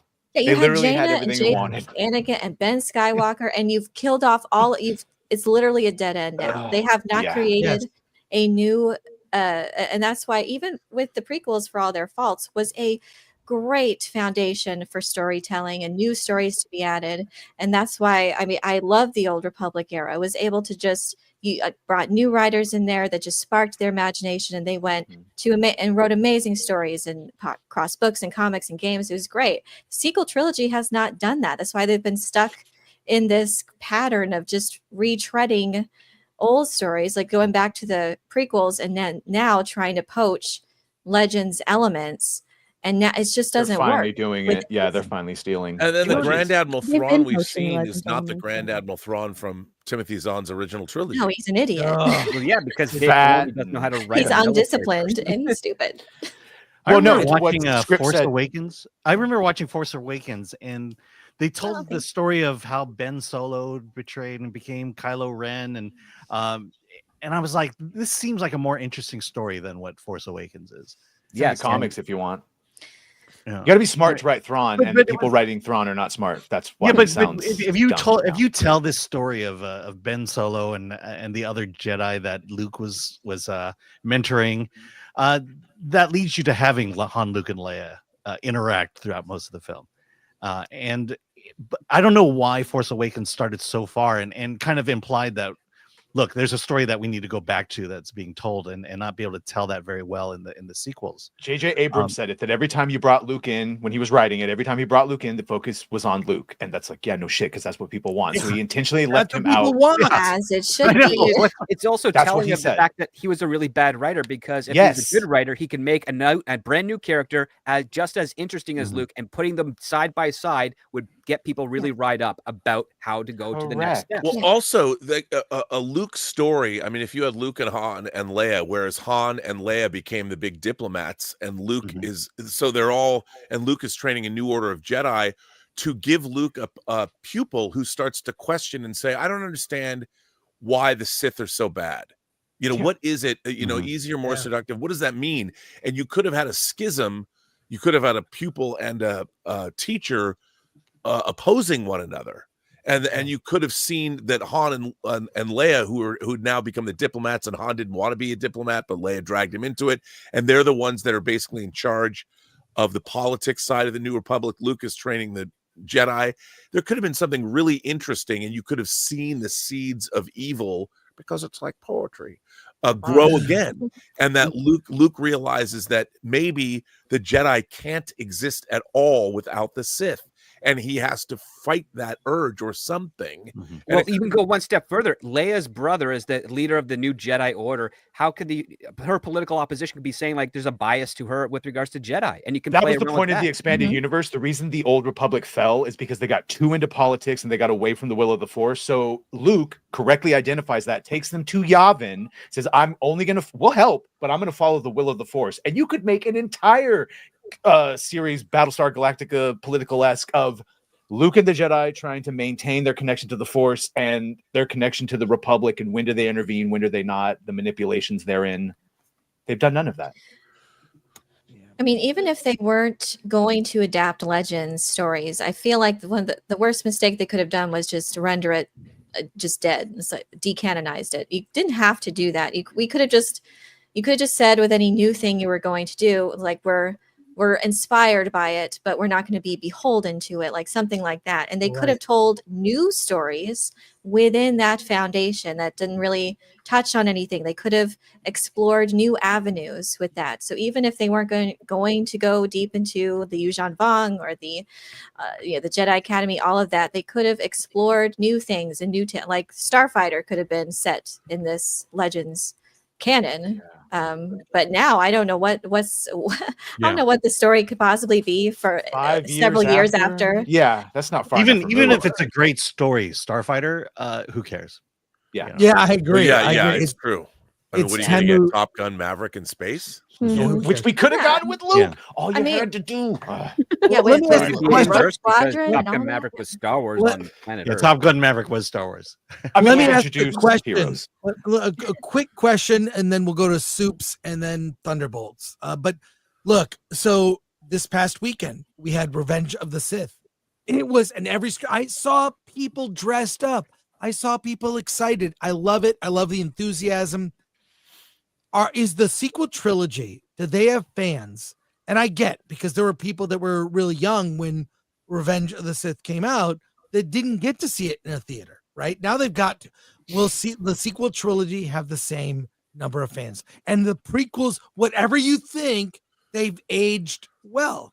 And there's people that look back and also it built, like Elaine, you said, the world building in the prequel trilogy just inspired other stories. And even though people weren't as excited about the movies at time of release, they've aged well. The sequel trilogy, will it have its own group of fans? Will we be seeing re-releases? Are there people that are inspired to write new stories in that world? Because I would argue that the worst thing about the sequel trilogy is the world building itself. There wasn't that kind of care or thought. 10 years. It's not aging, right? It's been 10 years. It's not aging well. Thoughts on that, and then we'll get to the world building was sacrificed because they didn't even make good characters for us to care about the world that are around. Right. Yeah, because that's what it is. Characters always develop the world as the audience is experiencing it, and then the world kind of like hits back with some extra new, revelations that the characters then have to face. It's a very symbiotic relationship. Star Wars didn't do any of that. It basically pitched you. Here's Rey. She's a scavenger on a desert planet, just like Luke. Luke was never a scavenger. He was a farm boy. Yeah. Completely missed it. And then so the holdover maneuver didn't excite you at all? No. Although that was a cool moment in the theater. 1 in a million. But also, Rey, to be fair, Rey was not, she was not a scavenger. She sold things in Spacebook Marketplace. That's what she did. Anyway, sorry, Rob. No, I mean, you think about how BB-8, for instance. I always talk about this, but what did BB-8 do that was so?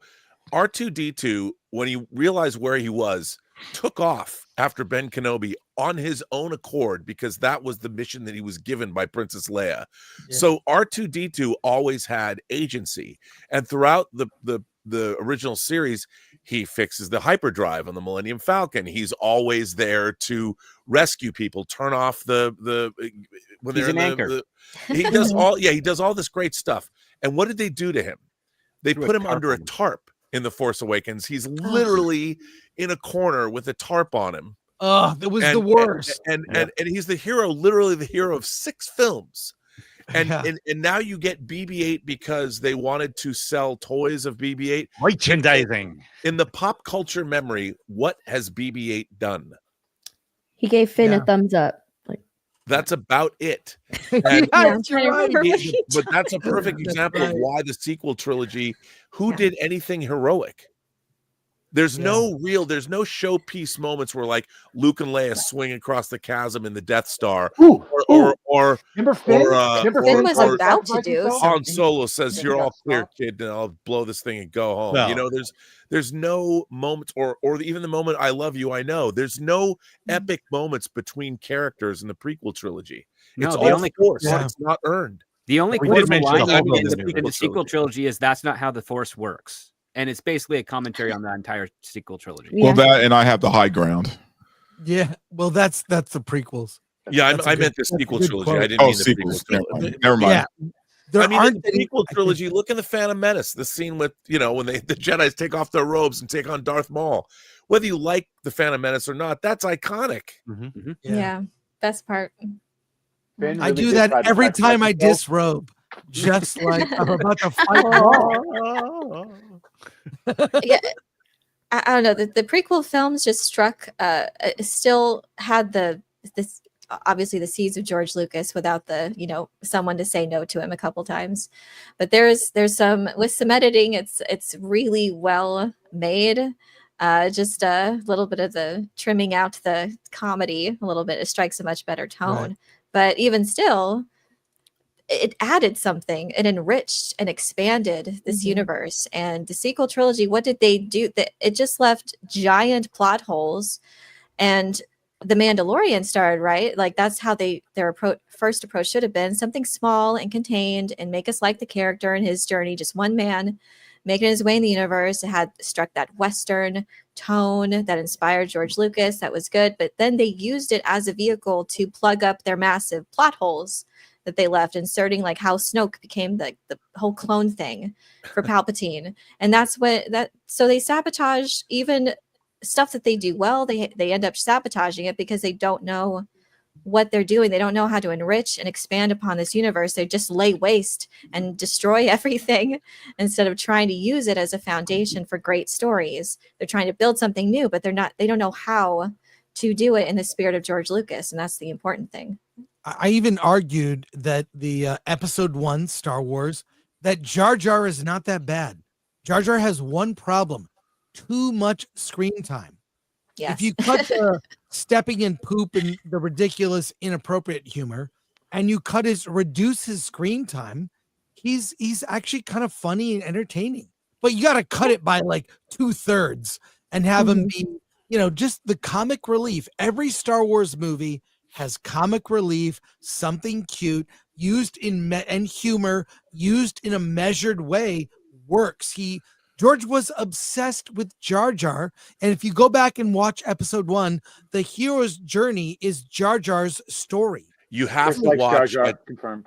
I did this last night. I watched the 3 episodes of the second season of Light and Magic, the Industrial Light and Magic documentary that Joe Johnson directed. If you haven't watched those 3 episodes yet, it will make your heart break for Ahmed Best. Because you see how much work that he put in to Jar Jar and where he came from. I didn't know that he was doing Stomp, the play, the Broadway show Stomp, that he was doing that, and that the casting director saw him in a San Francisco version of Stomp, and that's where they found him. And it's fat. The whole thing was, all 3 episodes were fantastic, and it's all dealing with the prequel trilogy. But that also goes to show you, like, people, I mean, we wax, poetic about the prequels now and have this romanticized, version of the prequels, but people hated the prequels back when they came out. Hated them. Yeah. Yep. Hated them. Like, they literally, like people who loved the original trilogy hated the prequels. I've loved him the whole time. I'm glad you guys have come around, including when I came out of the theater and I was raving and I looked up and my parents were like, well, that was a movie. But yeah, no, I mean, people did not like the prequels. Now all of a sudden, like they're looked fondly upon, and you've had a decade of the sequel trilogy, and we've seen, boy, maybe George knew what he was doing after all. There was always those little things that I didn't like, but there was more good things that I liked. The romance was very cringe, and that's one of the weakest parts of the prequel trilogy. But the relationship between Obi-Wan, but the relationship between Obi-Wan and Anakin, I love, and I like Qui-Gon and his relationship with Obi-Wan. That's like the best. That's the heart of that movie for me, and that I liked more than that outweighed what I didn't like with Jar Jar. It was just like, okay, it's a little annoyance. But the epic things and the Duel of the Fates and the world building, and again, it was very enriching. It expanded it in really cool ways. And with video games too. That's another thing. Where are all the cool video games besides that the films can generate? Jedi Outcast and Jedi Academy and Dark Forces, those games I played Pod Racer, the pod racing game. I played the crap out of that game. I love the pod racing game. Star Wars Bounty Hunter made me like Station. That game was awesome. Star Wars Bounty Hunter made me like Jango Fett as a character because we hardly saw him in the movies, but that's a great game. And Fallen Order and Survivor are actually really good games, and I think it's the only thing that kind of fits within Andor. So like the quality of Andor, they have Saw Gerrera in there too, but it's a more exciting tale. That's the only thing that has been consistently good. The closest thing I think we got to all of that was Battlefront. I think Star Wars Battlefront had all of the characters from the prequels to the sequels. So, but that's the only time you're ever going to get that. You're not going to get a sequel trilogy game at all. No one wants to play as Finn or as Rey. Those Lego games, and I guarantee if you looked at the statistics of like the achievements, people are only playing 1 through 6 of like those portions, not the sequel stuff. I'm sorry, we got to move on. Steph has to leave, so sorry, Steph. Sorry to see you go. Problem. Yeah. I had some family stuff come up that I need to take care of, but I have to get going. So sorry, I have to leave early. All good. It was fun. Bye, Steph. Okay, take Yeah, care. good to see you, See you Steph. next Take care. week. Bye. Subscribe to My Nerdy Home. Check out her videos. Let's get to Soups, and we'll finally get to Thunderbolts news. We have a lot of it, so here we go. Some young guy fat for $1.99. Elaine, you have a beautiful voice. Show your face. Thank you. But no. Exclamation mark. Thank you. It's up to her OnlyFans. Anonymity is priceless. And it's going to cost money. Alejandro Montoya Marin for $1.99. I'm loving Andor. Best Star Wars since '84. It will get better this season too, I promise you. C Black for $4.99. Guys appear to want Fantastic Four to fail and Superman to be good. I noticed the common thing is to bash the MCU to get clicks. You're very wrong, my friend. If it's good, I mean, I want it to be good. I'd be very happy if the Fantastic Four movie live action was good. Very happy. Yes, very happy. Crossed. They're Please just prove not us sending wrong. us anything to make us believe that. Yeah. Drake Timbershaft for $5. I don't want Star Wars grounded.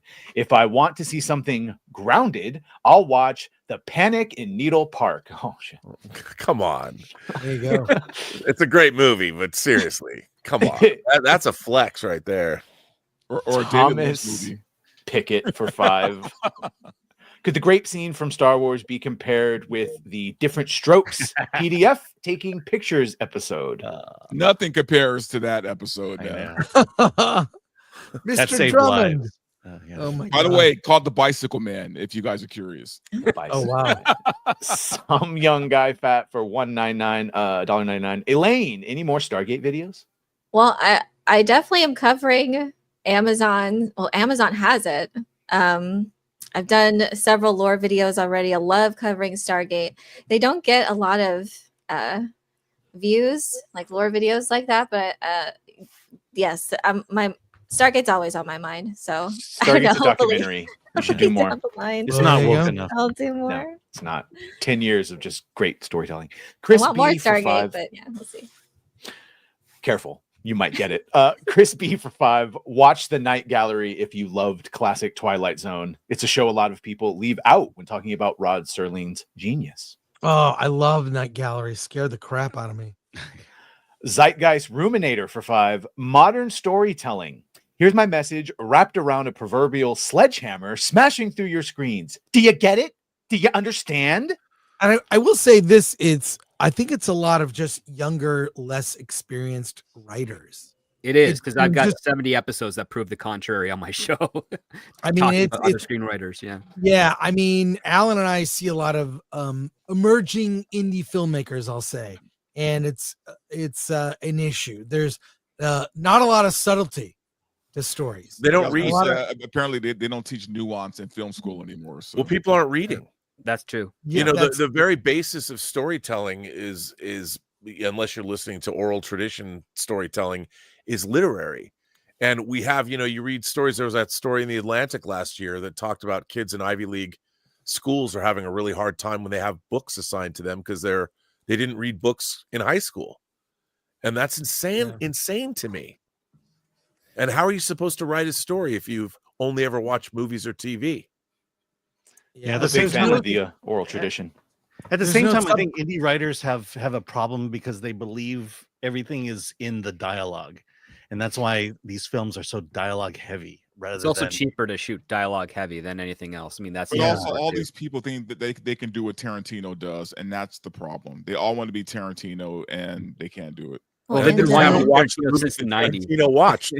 That's the problem. And Ronald D. Moore's Battlestar Galactica, you know, it was in the wake of 9/11, and there was a lot of commentary on that, but it was artfully done, and because of that, it stands the test of time. It doesn't date itself to those specific period of time when that came out. So I think that's the key. You can make it timeless, or you can make it just for this one period of time and to commentate on something, and to where it's just in your face, and then it just ends up dating it. Those damn but toasters and clankers. Even some of the edge pushing that was done in Battlestar Galactica has unfortunately had a negative influence on a lot of modern day science fiction writers, because it's one aspect that, and Barbara and I have talked about this before, is one aspect that so many people copied Joss Whedon's style from Buffy the Vampire Slayer. But when it came into sci-fi, they started copying Battlestar Galactica. They want more edge. They want more controversy. They want, you know, betrayal and very great Machiavellian stuff, but they don't understand what that is because they never read Julius Caesar. They never took a look at Homer's Odyssey or the Iliad. They never talked about some of the crazy stories of how Hera and Hercules were at odds with each other in those Greek classics. They don't even talk about like Dashiell Hammett, Raymond Chandler, Edgar Rice Burroughs, Walter B. Gibson. They don't know who any of these people are. And not even Ray Bradbury, who's kind of like the most contemporary type of sci-fi author who's been dead for years and has some great works. They don't know who these people are, because it's too difficult for them. It's too time consuming for them to sit down and read these books, these classics, and see where the parallels are from everything, from the stories of Gilgamesh to the stories in the Bible, Old Testament, New Testament. Doesn't matter. There's all familiarity there, and it helps you teach. They don't even read comic books. No, right? Okay. Some do, and then they're told not to, which is even it's insane when they're told, like, yeah, don't read these. We want a brand new interpretation of you writing the story, as opposed to like, no, get a feel for what we're trying to go here, because this is good research. They're used to do. I remember when Marvel had campaigns where they would show their actors reading the comic books up until I think just after Ant-Man came out is when they stopped doing it. And terrible. We can tell. Let's get through these soups and we'll get to our final topic. Pilgrim Media for 2. Come up to the lab and we'll see what's on the slab. Hell yeah. Stubble McShave for 20. I appreciate the Issel vibes of Dedra in Andor. It's Ilsa, She-Wolf of the SS. Ilsa. Oh, shit. Yeah, good luck with that. Rob knows. I saw him smile. Yeah. There's 4 Diane Thorne Ilsa movies. Yeah, they're great. But Deidre's, I get Ilsa vibes too. I like her. That's totally what she's doing. Yeah. Red French Moon for 5, commenting on what Elaine said, that Battlestar Galactica was full of message too, some subtle, some less, and the show was no less great because of it. Not liking Andor is one thing, but message can be in sci-fi. Yes, it can. Message should be in sci-fi. It's execution, I think. How you do it? Yes. Matt shoots DW4 for 5. It's stupid on Disney and Kathleen Kennedy's part for not making Star Wars Resistance a bigger animated series for the sequel trilogy like the Clone Wars. That show wasn't good and the animation was bad. That's why they ignored it. Bo Edmonds for 2. Star Wars needs to go back to being Star Wars. Agree. Jeff Romatics for 5. One missed opportunity in the prequels was not giving the Jedi armor like they had in the Clone Wars shows. They actually felt like knights there. Agree. Cornyn Pugh for 5. Liverpool Football Club are champions of England for the 20th time. You'll never walk alone, and obviously, fuck United. Good sports. I don't know what that means. I don't know what it means, but I love it. Thank you so much. Star Wars Lego Rob for $1.99. Don't miss Badgercast tonight. Yes, thank you for reminding me to get the link. Sons and Shadows for 2. Space Above and Beyond, a terrific 90s show, sci-fi. I loved that show. It was fantastic. Great cast too. Naveen for 100 picked up Hyperion based off of Robert Meyer Burnett's recommendation, and it's one of the best sci-fi I've read in a long time. Thanks, Rob. Indeed. You're welcome. Awesome. Pauly Latino Slant for $1.99. F that last episode of Andor. Thank you, Very Paulie. upset. Appreciate you. Let's get to Thunderbolts. We are seeing it tonight. Alan, myself, and Dante, you're coming too. Yep. We're seeing Thunderbolts tonight. We will do a Film Threat After Dark screening or a stream tonight, and we'll talk about what we can discuss, the social reaction to it. But Wyatt Russell, one of the Thunderbolts, joked about Avengers Doomsday media training. I'm going to show this story. Badger, you have the notes. Let me bring this up. It's well, this is, we've talked about this, and I guess I don't have the story. I'll bring it, but I'll bring it up. You got the note.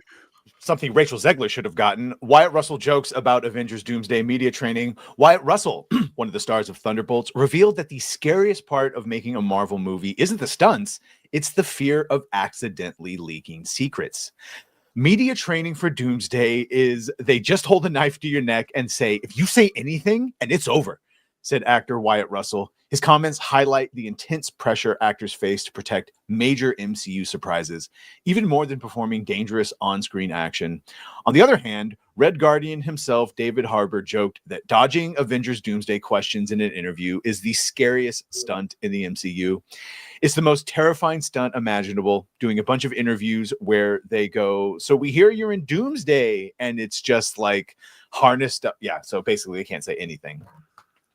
Yeah. So what? I mean, Mark Ruffalo spilled secrets, didn't he? Or they hold a knife to your throat. Yeah, I think they're being a little They're dramatic. on his career. I don't know. A lot of well, Mark Ruffalo's what do we think about Thunderbolts? It's leading to what I'm told, what we've heard from people who've seen it is it's good. It reminds you of an pre-Endgame Marvel film. Will it set things aflame? What will the box office be like? We'll know that next week. But what do we think? Are people done with the MCU? They always say that. They always say it's like the Winter Soldier, or if it's like pre-Endgame. Right. Like I've heard that with every single one that's come out. Yes, I know. Well, we're here to talk about that. Yeah. What do we think? I think there's a lot of fatigue with the MCU. I don't know if people are completely done yet. I think there's still hope out there for Doomsday and Secret Wars and all that. Maybe even Fantastic Four. I don't think there's any expectations for Thunderbolts at all. I think this might be, even if it's good, they'll consider it a throwaway film until Fantastic Four comes out. But I don't know, man. I think people are burnt on Marvel. I think that look, the reason why I say that is if Daredevil couldn't do well, Daredevil that was beloved by so many people, if that failed, then I don't Disney know. Plus, Dante. Like seriously, isn't there a separation between maybe how the normies who just see the last movie, which isn't great either, and the people that don't watch Disney Plus? But yeah, no, and I get what you're saying, but I just think the momentum is done, man. I think it's gone. I think the wins have been completely blown off the sails. I think that I think if people go see it, they'll go see it out of pure curiosity. But I don't think anyone's hopeful. No one's looking forward to a Marvel movie. That's what I'm trying to say. Yeah. Well, I think it's weird that they're like cracking down on secrets or whatever when they themselves revealed the cast for Doomsday, and there were several Thunderbolts in there. Yeah. And so we could possibly presume who's not in there. Maybe, I don't know. I've heard rumors that one of them dies, so we can assume who that is now. That's a huge spoiler. And it takes all the dramatic tension out when you know that who's going to make it into Doomsday. That was very weird. Yeah, I mean, specifically for this movie, I'm tired of funny Marvel or Marvel comedy. You know, I've always felt like the Marvel movies that were great, Captain America, Thor, all they were the ones that were grounded. They were the ones that were serious. They're the ones that didn't need comedy to kind of guide its way through. And it wasn't until James Gunn brought comedy into Marvel, but at least he did that in space. Hold on, at least he did that in space with Guardians of the Galaxy. So you have that dichotomy between whatever you do in space, you can make it funny, but whatever you do on Earth, it has to be grounded, has to be believable. And ever since Infinity War or Endgame, it's just been one comedy after the other, and I'm just kind of tired of it. And this is a reflection of that. This just looks like a silly comedy.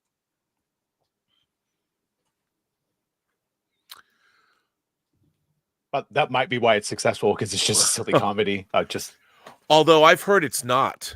It's not? I've heard that it's that it actually delves into the fact that all these characters are seeking redemption, and that it has a real pretty decent emotional core to it.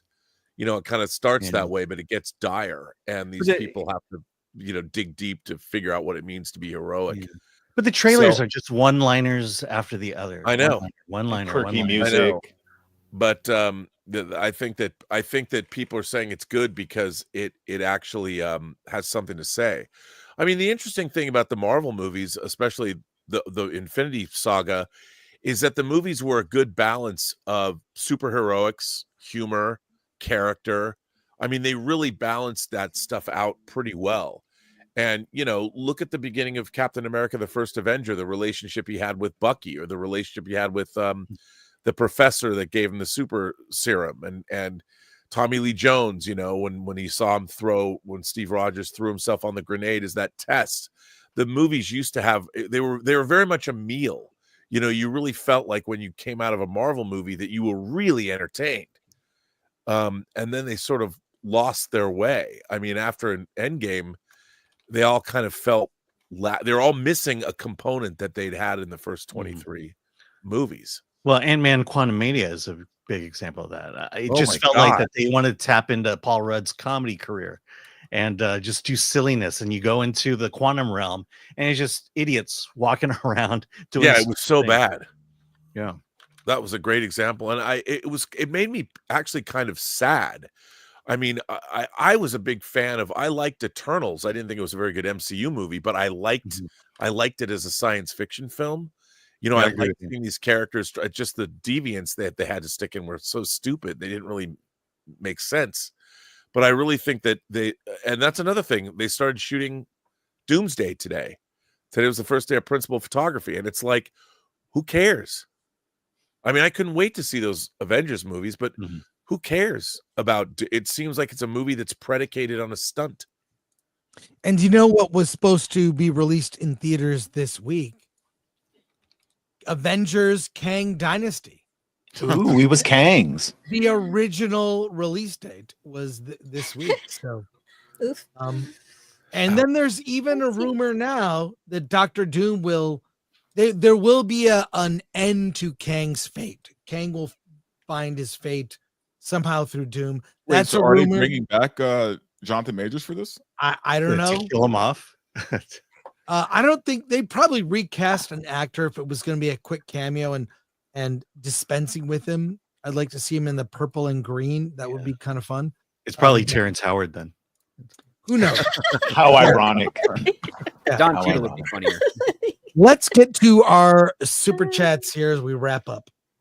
Mega YouTube 99 for $1.99. Pedro Pascal needs to shut up. Yeah, but we know he's never going to do that. That's not. Yeah, and every time he does, it's more evidence for Gina to be like, look what they let him do. And now he has shirts to speak for him too. Oh, the dolls. Wizard Man for 2. The Expanse is the best new sci-fi show, hands down. That's what I keep hearing. It's been off the air for years. Yeah, it's good. Go check out. First 4 seasons are great. Daniel, member for 10 months. I hit 500 likes. What do I win? Satisfaction of job well done. Thank you. Hey, Niet, Film Comics Explained would be great on this panel sometime. Shout out to Kabbalion Badger and Film Threat. The MCU humor was modeled around Joss Whedon's work in the first 2 Avengers movie and is tiresome now. Also, how much do we think Thunderbolts will make? Yeah, make sure to subscribe to Niet. It's embarrassing. He just barely over 1 million subs. I don't even know how I'm seen with him. Shout out. Wow. Yeah, how much do we think Thunderbolts will make? Under 5, right? 500? Yeah, definitely under 5. Unless it's really good. I have no predictions on that. I'm not a real box office. Honestly, I'm gonna say like maybe 200 mil, and even then, I feel like I'm shooting high with that. But well, if it's better than Mufasa, it will be. No, maybe.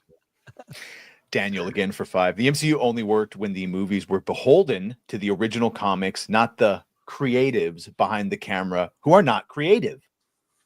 Yeah, source I would material. agree with that. And we're gonna leave it there. Thanks for our mod, Lord Thoth, MK Solid. Where were you? Also Atomic Lori, Glenn Nuccio, my amazing panel. I love doing this every week. It's so much fun to just BS with. It's like going to a con.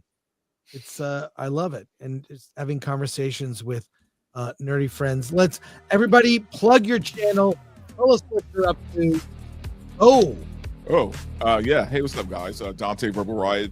Follow me on YouTube, Rumble and X. I have my show VRL on Thursdays at 6 p.m. PST, so definitely tune in for that. And I just dropped my Sinners review, so make sure you catch that somewhere on YouTube. Yes, youtube.com/script doctor, where this week, Scripts on Saturdays, we review a screenplay that is a little body swap meets indecent proposal. Ooh. Hey, I'm Nerd Cookies. You can find me here on YouTube where I talk about delicious sci-fi and fantasy news, theories, and lore. Got lots of upcoming coverage on Doom Messiah and some Alien versus Predator crossovers, possibly. Yeah, so stay tuned. Thank you.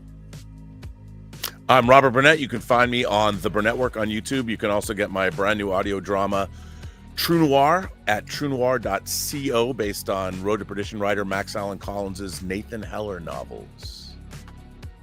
Yeah, hey, Dante, Chris, and I will be back tonight with our social reaction of Thunderbolts. And no, we don't hate movies going in beforehand. I want to like things. I hope all the movies are good. Yeah, Badger Cast coming up in 30 minutes. We're going to talk about John Lithgow saying that despite all the controversy with JK, he's not quitting. He's not quitting. And do you even care with Black Snape in it? Who knows? We'll talk about it. Awesome. Thank you guys so much. We're back in. Alan, when are we back? We're back at probably 10:30 tonight. About 10:30 p.m. Pacific time. We'll be back here and we'll talk about Thunderbolts. We will have seen it. See you tonight. Take care. And Alan, let's get out of here.